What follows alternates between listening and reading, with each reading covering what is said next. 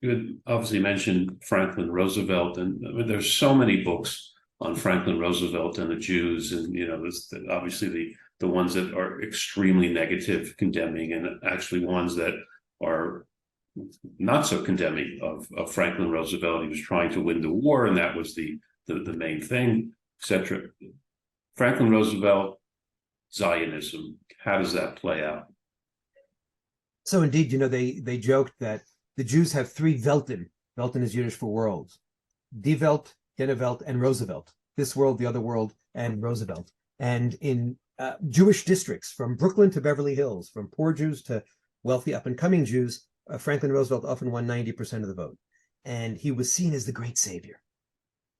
But we see that during World War II, again, his justification was, as you said, he was Dr. Win the war. And the most important thing was to keep the war effort going.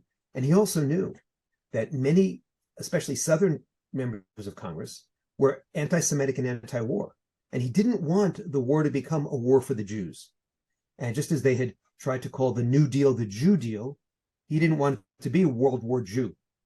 And so he had certain political reasons for acting cautiously. At the same time, he could have been far more aggressive in bombing the rail lines to Auschwitz and all that. But you're asking the more important question, which is, as the war is ending, as they're looking toward the post-war period, where did he stand vis-a-vis Zionism? And of course, he died in April 1945, so the issue ends up being much more on Harry Truman's plate, his successor, rather than on Franklin Roosevelt's plate. But I think we can say that in many ways he was inching his way towards supporting a Jewish state and understanding that as news, which his State Department originally suppressed, as news of this awful mass slaughter of the Jews came out, there was no choice but to establish a Jewish homeland. We have to be very careful in our language here, because we've been talking about this dream of a Jewish homeland for decades, for centuries, for millennia before.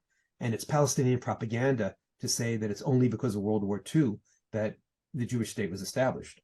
But it's also not realistic to ignore the way in which the mass slaughter of 6 million Jews during the Shoah, during the Holocaust, helped more people understand the need for a Jewish state.